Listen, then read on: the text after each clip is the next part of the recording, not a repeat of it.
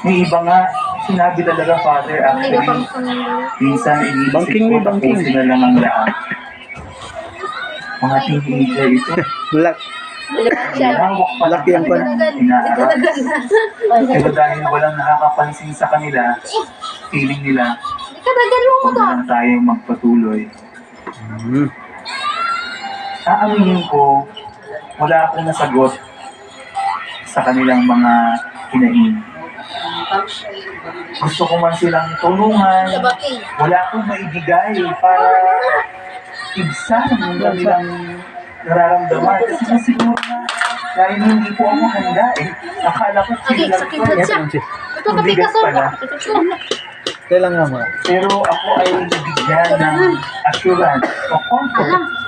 By the fact that confession, alam ko ako ang susunod.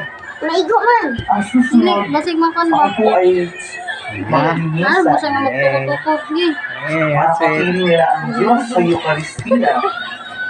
At higit pa riyan, Ano, hindi ko ano. after ng Mass, ang program ng kanilang retreat ay Hindi ko sa... mag-e-expose kami ng Blessed Sacrament.